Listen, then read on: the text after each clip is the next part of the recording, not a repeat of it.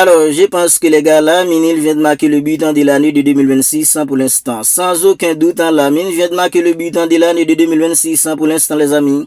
Regardez le but de fou furieux qu'il a mis ce soir, les amis. N'est-ce pas beau tout ça? C'est extrêmement beau, les amis, le but de Lamine. Alors, on y est, les amis, débriefant entre le Barça et Real Oviedo. Victoire du Barça, 3-0, les amis, dans un match où en première mi-temps, le Barça a été tout simplement catastrophique, les amis.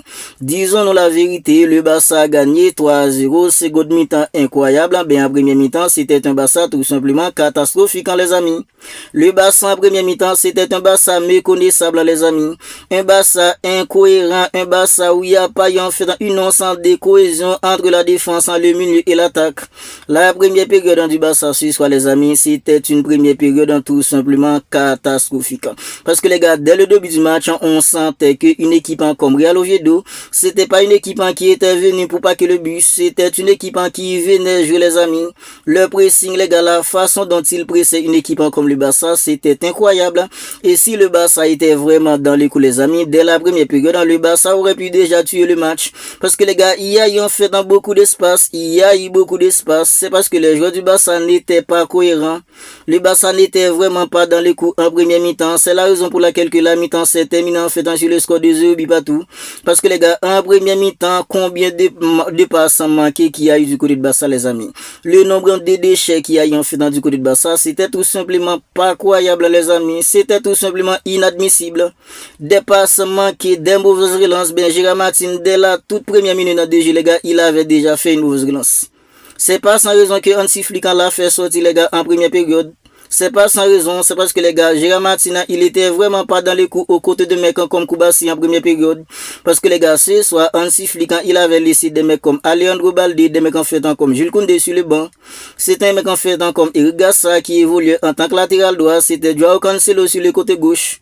Joao Cancelo en première mi-temps, c'était compliqué pour lui, les gars. Lui en fait, et Gérard Martin, c'était trop compliqué. Parce que les gars, en fait, un mec comme Alan, il a fait la misère à que ce soit Gérard Martin et Joao Cancelo. La première mi-temps d'une équipe comme Real Oviedo, ils étaient là en train de faire sortir les ballons, les amis, proprement. Ils étaient pas là en train de balancer les ballons devant. Non. Quand ils avaient le ballon, les gars, ils faisaient sortir les ballons proprement parce que le pressing du Barça et le contre-pressing n'étaient pas en marche. Il n'y a rien qui était en marche en première mi-temps, les amis. Et moi, je me disais que si ça continue comme ça, on n'allait pas gagner. Et j'avais raison, les amis. La façon dont le Barça jouait en première mi-temps, si ça continuait comme ça, les amis, le Barça n'allait pas gagner. Heureusement, en seconde mi-temps, ils ont élevé le niveau et ils ont éclaboussé une équipe comme Real Oviedo.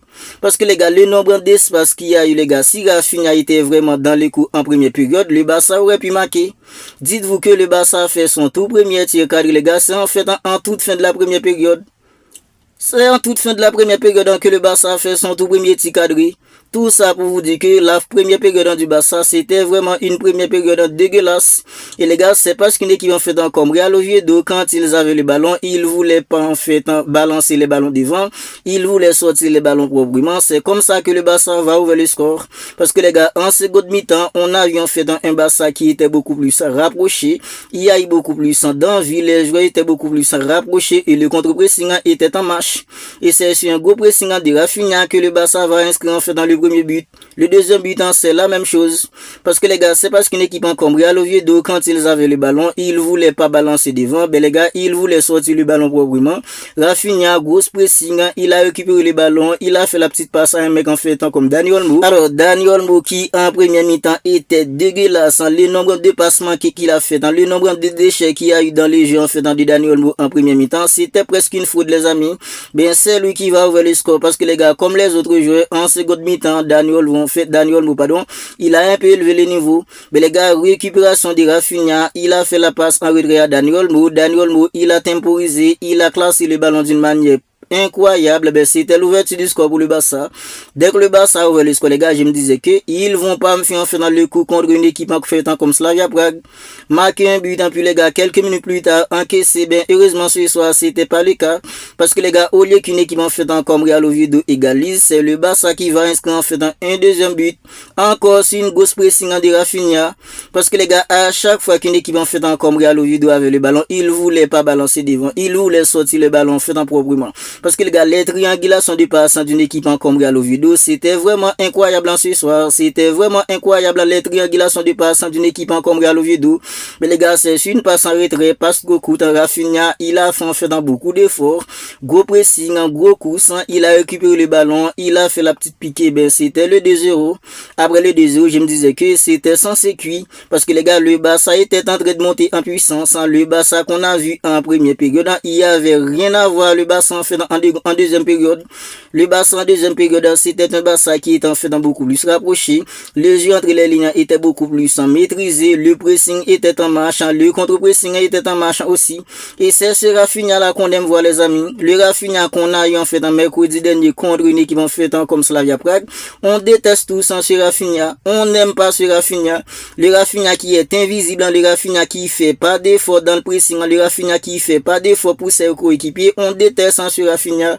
C'est ce Rafinha qu'on a eu mercredi dernier contre une équipe comme Slavia Prague. Ce soir, c'est ce même Rafinha qu'on a eu contre une équipe comme Real Oviedo en première mi-temps. Bien, heureusement, en seconde mi-temps, Rafinha, il a élevé le niveau dans le pressing en seconde mi-temps. Il était tout simplement incroyable dans le contre-pressing aussi. Et c'est lui sur deux gros pressings de Rafinha, le Barça a inscrit en fait dans le premier but et le deuxième but.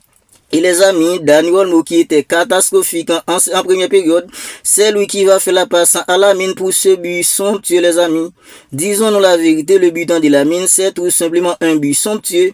Parce que les gars, c'est sur une relance en plein accent du gardien d'une équipe comme Real Oviedo. Un mec comme Casado, il a récupéré le ballon, il a contrôlé, il a passé le ballon à un mec comme Dani Olmo. Dani Olmo, sans réfléchir, il a lâché la petite passe pour un mec comme Lamine.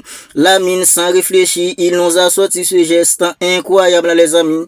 Le geste de Lamine, les gars, c'est tout simplement incroyable. Le but est somptueux, les gars. Le but est tout simplement somptueux. Voilà pourquoi je vous disais dans l'intro, les gars, c'est tout simplement le but de l'année de 2026 pour l'instant.